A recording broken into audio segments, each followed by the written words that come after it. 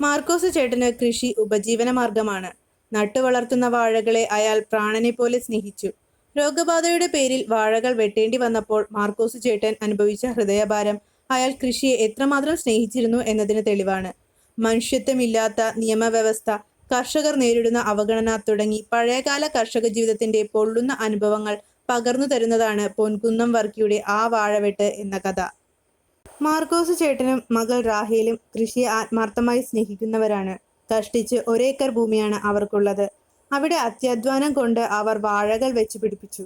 ആ പുരയിടത്തിന്റെ പച്ചപ്പും തണലും ആ വാഴകളാണ്. അതിൽ നിന്ന് കിട്ടുന്ന വരുമാനം കൊണ്ടാണ് ആ കുടുംബം ജീവിക്കുന്നത്. ഇലയും നാരുമൊക്കെ വിറ്റ് അയാളുടെ കുട്ടികൾ ആഴ്ചയിൽ 1 രൂപയെങ്കിലും ആദായമുണ്ടാക്കും. അതും ആ കുടുംബത്തിന് ആശ്വാസമാണ്. വെള്ളിയാഴ്ച ചന്തയിൽ കൊണ്ടുപോയി വിൽക്കാൻ 1 കുലയെങ്കിലും അയാൾക്ക് കിട്ടും. വാഴ മാത്രമല്ല, ചേനയും മറ്റു നടുതലകളും മാർക്കോസ് ചേട്ടൻ കൃഷി ചെയ്യുന്നുണ്ട്. രോഗം പടർന്നതിനാൽ വാഴകൾ വെട്ടണമെന്ന് പറയുന്ന ഉദ്യോഗസ്ഥരോട് വാഴകൾക്ക് രോഗമൊന്നുമില്ലെന്ന് തനിക്കറിയാമെന്ന് ഒരു കൃഷിക്കാരന്റെ അനുഭവജ്ഞാനത്തോടെ മാർക്കോസ് ചേട്ടൻ പറയുന്നു. വാഴകൾ വെട്ടുന്നതും ആ കർഷകന്റെ കഴുത്ത് വെട്ടുന്നതും ഒരുപോലെയായിരുന്നു.